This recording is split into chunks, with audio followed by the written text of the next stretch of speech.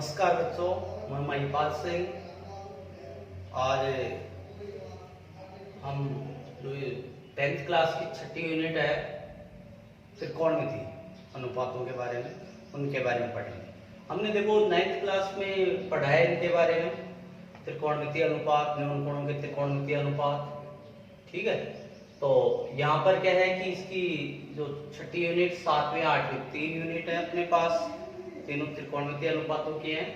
तो इसके बारे में हम विस्तार से अध्ययन करेंगे। ठीक है, शुरू करते हैं। देखो, सबसे पहले एक समकोण त्रिभुज है,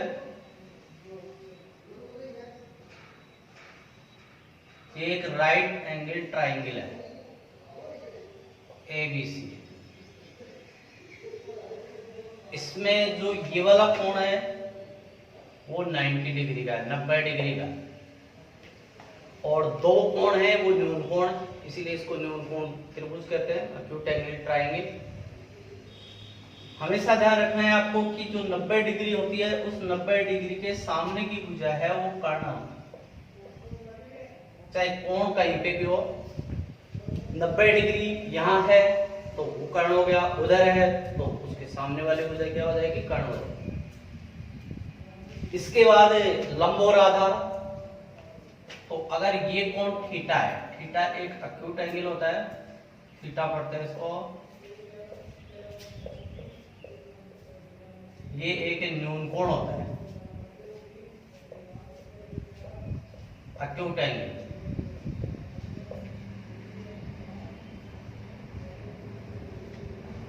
ठीक है, तो अगर ये थीटा है, कोण है, इस कोण के लिए, तो ये इसके सामने वाली भुजा होगी वो लंब होगी, और जो बच गया वो आधार बेस कहलाता है।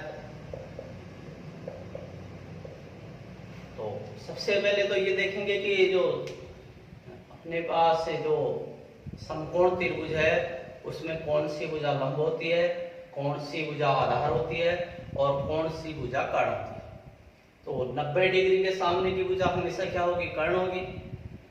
इसके बाद कोण अगर यहाँ थीटा दे रखा है तो इसके सामने की भुजा ये लंब होगी। ठीक है, यानी जो कोण दे रखा है अपने को, न्यून कोण दे रखा है, उसके सामने की भुजा क्या होगी, जिस कोण के लिए अनुपात ज्ञात करना है, मान लो इस कोण के लिए ज्ञात करना है तो ये लंब हो जाएगा, अगर इस कोण के लिए ज्ञात करना है तो ये सामने वाली भुजा क्या हो जाएगी, लंब हो जाएगी, और जो बची वो क्या हो जाएगी, आधार हो जाएगा उसको। अब इनमें आपस में जो अनुपात होता है, जैसे लंब और कर्ण का अनुपात, तो उसके लिए यहां दे रखे हैं अपने पास 6 त्रिकोणमितीय अनुपात हैं।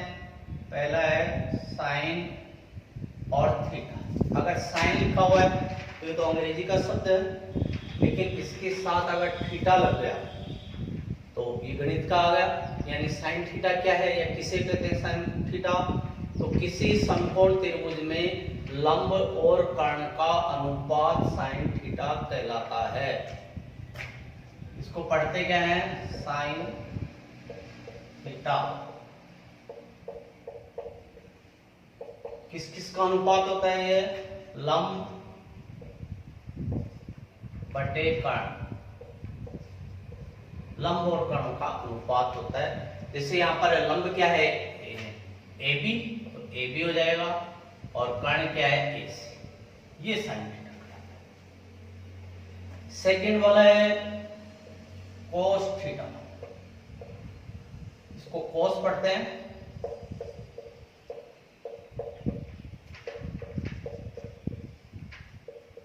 ये क्या होता है कि समकोण त्रिभुज में आधार और कर्ण का अनुपात कहलाता है। यानी ये आधार है और ये कर्ण, आधार और कर्ण का अनुपात कोस थीटा कहलाता है। आधार भुजा कौन सी है, BC, BC और AC का अनुपात। तीसरा tan थीटा, इसको tan पढ़ते हैं।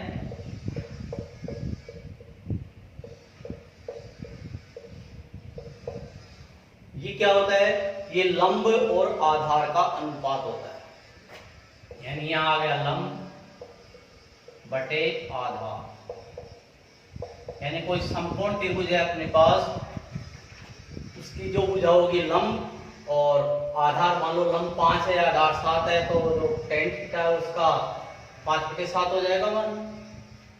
लंब कौन सा है इसमें, AB, और आधार कौन सा है 20। 3 आ गया आपके पास sin theta, cos theta, tan theta, 3 इनके उल्टे हैं, व्युत्क्रम है।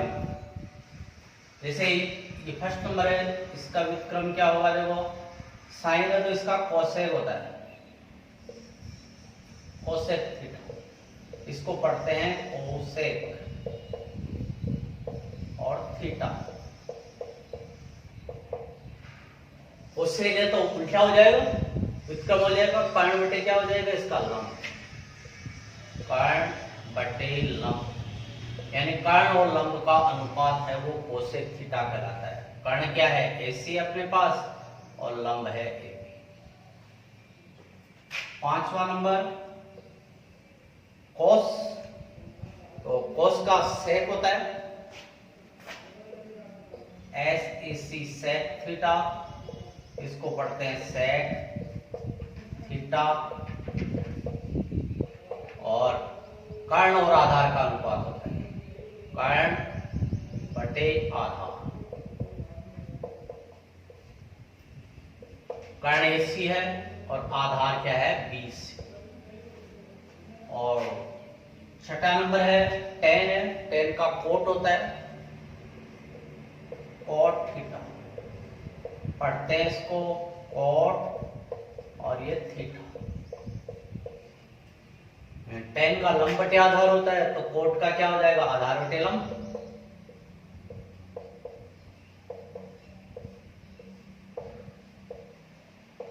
आधार कितना है 20, और लंब क्या है AB। 6 अनुपात हो गए, उनको त्रिकोणमितीय अनुपात कहलाते हैं, न्यून कोणों के त्रिकोणमितीय अनुपात। पहला है साइन थीटा, साइन थीटा है वो लंब बटा कर्ण है, लंब और कर्ण का अनुपात होता है। सेकेंड है कोस थीटा, ये आधार और कर्ण का अनुपात कहलाता है। tan है थीटा, वो लंब और आधार। 3 इनके व्युत्क्रम है, व्युत्क्रम आपको ध्यान रखने हैं। जो साइन है उसका व्युत्क्रम कॉस है, महत्वपूर्ण बात है। कोस है उसका व्युत्क्रम क्या होगा सेक, और तीसरा है tan है उसका क्या होगा कोट।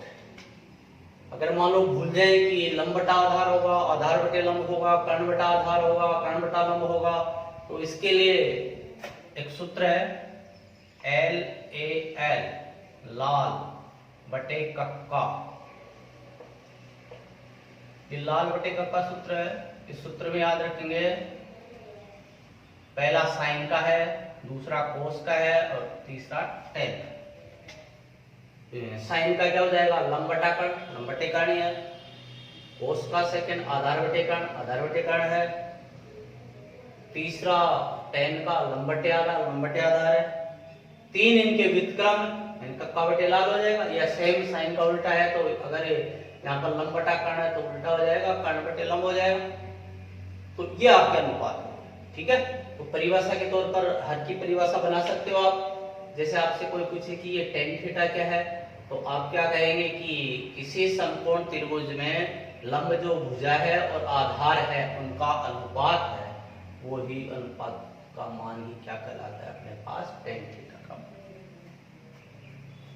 इसके बाद इसके देखो सूत्र हैं अपने पास, तो कैसे बनते हैं ये सूत्र मैं बता रहा हूं यहाँ पर। जो पहला है सूत्र व्युत्क्रम से बनाएंगे।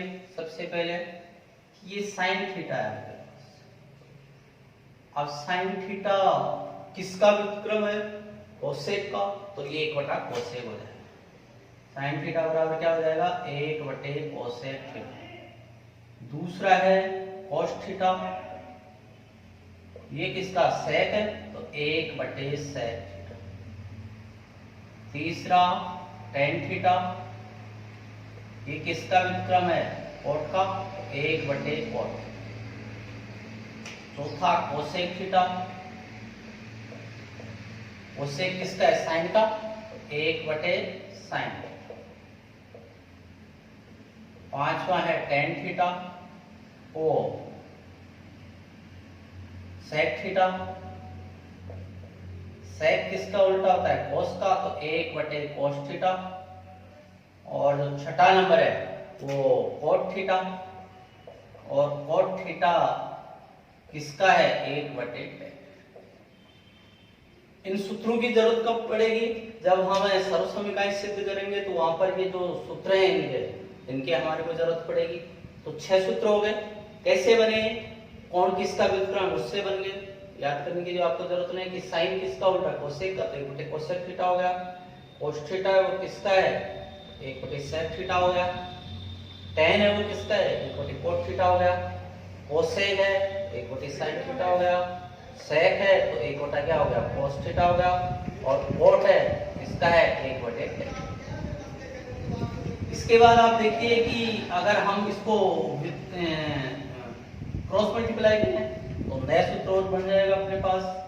7 नंबर का जो सूत्र है वो क्या हो जाएगा, इसको इससे गुणा करो, इसको इससे, यानी साइन थीटा और कोसेक थीटा को अगर मल्टीप्लाई करेंगे, गुणा करेंगे, तो उसका मान 1 होता है। ये आपको पता है कि देखो जैसे 3/2 है और इसका व्युत्क्रम है 2/3, आप उसको मल्टीप्लाई करोगे तो मल्टीप्लाई करेंगे तो क्या आएगा, हमेशा 1 ही तो आता है। तो वही यहाँ पर है कि साइन थीटा, इसका व्युत्क्रम कोसेक थीटा, तो 1 आ गया। ऐसे इसको करें तो cos थीटा और sec थीटा बराबर कितना हो गया, 1 हो गया। इसी प्रकार tan थीटा और इसका व्युत्क्रम क्या है, cot थीटा, दोनों को मल्टीप्लाई करें तो कितना आ जाएगा। तो 3 सूत्रीय बन गए अपने पास कि साइन थीटा है और इसका व्युत्क्रम कोसेक थीटा है, दोनों को आपस में मल्टीप्लाई करें, गुणा करें तो 1 आ जाता है। कोस है वो किसका है, सेक का ऑपोजिट है, दोनों को मल्टीप्लाई करेंगे तो 1 आएगा। इसी प्रकार tan कोट का भी क्या आ जाएगा, 1। इसके बाद देखिए 10वां सूत्र है कि tan थीटा है वो sin थीटा और cos थीटा का अनुपात होता है। sin थीटा बटे cos थीटा का अनुपात होता है, वो tan थीटा है। कैसे देंगे, सिद्ध करके देखें हम। आप देखिए कि tan थीटा है वो क्या है, tan थीटा लंब और आधार, लंब बटे आधार, और यहां मैंने sin थीटा cos थीटा लिख लिया, तो sin थीटा बटे cos थीटा। sin थीटा क्या है, लंब बटा कर्ण, तो यह आ गया लंब बटे कर्ण बटे cos थीटा है तो cos थीटा आधार बटे कर्ण,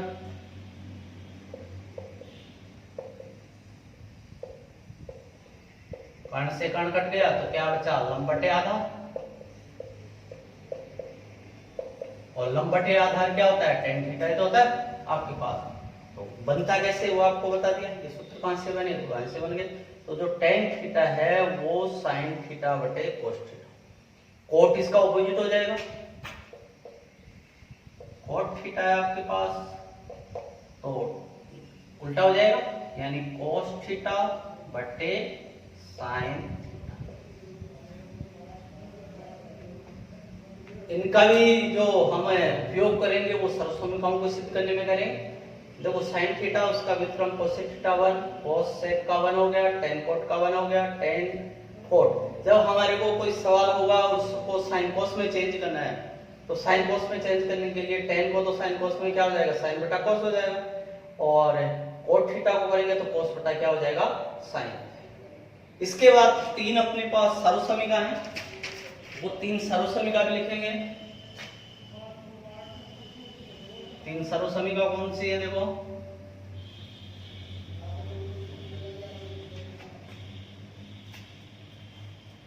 पहली सर्वसमीकरण है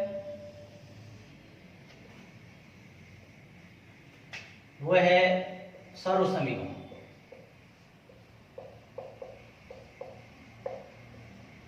कि sine square theta plus cos square theta बराबर 1 होता है। दूसरी वाली सर्वसमीका 1 प्लस tan स्क्वायर थीटा बराबर sec स्क्वायर थीटा होता है। और तीसरी है 1 प्लस cot स्क्वायर थीटा बराबर cosec स्क्वायर थीटा। 3 सर्वसमीका याद रखना है आपको। 3 सर्वसमीका आती कहां से है वो भी आपको बताऊंगा कि ये कहां से आएगी। sin square theta plus cos square theta बराबर होता है, खुद के बताएंगे अभी आपको कि कहां से आई है। आती सारी इसी से, समकोण त्रिभुज दे रखा है तो समकोण त्रिभुज से, ठीक है। तो आपको पाइथागोरस प्रमेय या बोधायन प्रमेय, क्योंकि इसका नाम बाद में अब बोधायन है, पहले शुरू में पाइथागोरस ने सिद्ध की थी, लेकिन बाद में पता चला कि ये भारतीय वैज्ञानिक ने बोधायन ने उससे पहले ही इसको कर लिया था। तो जो बोधायन प्रमेय क्या कहती है आपको कि किसी समकोण त्रिभुज में कर्ण का वर्ग त्रिभुज के शेष भुजाओं के वर्ग के योगफल के बराबर होता है। तो लंब का स्क्वायर प्लस आधार स्क्वायर, ये है। अब पूरी ये समीकरण है, इसमें मैं किसी का भाग दे दूं, कर्ण स्क्वायर का भाग दे देता हूं इसमें। तो कर्ण स्क्वायर का जैसे भाग दूंगा तो कर्ण स्क्वायर, यहां भी कर्ण स्क्वायर, यहां भी कर्ण स्क्वायर।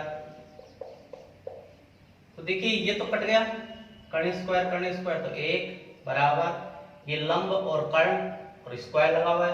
तो लंब और कर्ण किस क्या कहलाता है, लंब बटे कर्ण क्या कहलाता है, साइन थीटा। स्क्वायर लगाया तो क्या हो जाएगा, साइन स्क्वायर थीटा। आधार और कर्ण है तो आधार और कर्ण क्या कहलाता है, कोस। स्क्वायर कर देंगे इसका तो कोस स्क्वायर थीटा। आ गई आपके पास पहली सर्वसमीका आ गई। कैसे आई, इसी से पाइथागोरस या बोधायन प्रमेय से आ गए हमारे पास। ये कर्ण स्क्वायर बराबर लंब स्क्वायर आधार स्क्वायर था, कर्ण स्क्वायर का भाग दे दिया, भाग देते ही ये सर्वसमीका। इसी प्रकार सेकंड वाली है तो आधार स्क्वायर का भाग दे दीजिए और लंब स्क्वायर का भाग दोगे 3 हो जाए, ठीक है। अब इनमें ऐसे देखिए कि साइन स्क्वायर कोस स्क्वायर बराबर 1 है, तो इससे 2 सूत्र और बन सकते हैं कि जैसे मैं कोस को उधर ले गया तो साइन स्क्वायर बचा यहाँ पर, तो साइन स्क्वायर थीटा बराबर 1 माइनस कोस स्क्वायर थीटा। इसी प्रकार साइन को उधर ले गए तो क्या हो जाएगा, कोस स्क्वायर थीटा बराबर 1 माइनस साइन। एक ही सर्वसमीका थी, उससे 2 प्रकार के सूत्र बना लिया हमने। इसी प्रकार इसमें भी ऐसे करने हैं। सबसे पहले एक को उधर ले जाएंगे, क्या आ जाएगा, देखो tan स्क्वायर थीटा बराबर sec स्क्वायर थीटा और माइनस 1। और अगर मैं tan को उधर ले जाऊं तो इधर 1 ही बचेगा, तो 1 बराबर sec square theta minus tan square theta. तीसरी वाले में भी ऐसे ही करना है, एक को उधर ले जाते हैं तो cot स्क्वायर है, cot स्क्वायर थीटा बराबर cosec स्क्वायर थीटा माइनस 1। और अगर cot स्क्वायर को ले गए तो इधर 1 रह गया, तो 1 बराबर cosec square theta minus cot square. ये 3 बन गए आपके पास। मतलब सर्वसमीका तो वही है, लेकिन इनका यूज इस प्रकार, मान लो आपके पास कहीं सवाल हल कर रहे हो, सवाल हल करते समय आपके पास ऐसा आ गया कि cosec square theta minus cot square theta, तो आप देखोगे कि सर ने तो ऐसा कोई सूत्र ही नहीं बताया था। तो इसीलिए मैंने इनको पक्षांतर करके आपको बता दिया कि अगर आपके पास cosec स्क्वायर थीटा और cot स्क्वायर थीटा आ जाए तो उसका मान 1 होता है। ऐसे ही cosec स्क्वायर माइनस 1 है तो वो क्या हो जाएगा, cot स्क्वायर हो जाएगा। इस प्रकार इनको याद रखना है आपको, ठीक है। तो 3 सर्वसमीका याद रखनी है आपको। आती कैसे है वो मैंने आपको बता दिया। ये हैं अपने पास जो भी फॉर्मूले हैं वो सारे के सारे, ठीक है। जो बताया उसी को आप एक बार रिवीज कर लीजिए और इनको याद कर लीजिए। नेक्स्ट वीडियो में हमें जो इनके मान हैं सारणी के, क्योंकि जो अपनी पहली प्रश्नावली है, छठी प्रश्नावली है, उसमें एक टेबल है, वो टेबल आपको या तो याद होगी और नहीं होगी तो उसको बनाना आना चाहिए, उससे मान रखना है और उसको हल करना है। और इन सूत्रों की अपने को जहां भी जरूरत पड़ेगी, जैसे 7th यूनिट में जरूरत पड़ेगी इनकी सबकी, तो वहां पर हम उपयोग करेंगे। तो नेक्स्ट वीडियो में हम वो पढ़ाएंगे आपको। ठीक है, जय भारत, जय हिंद।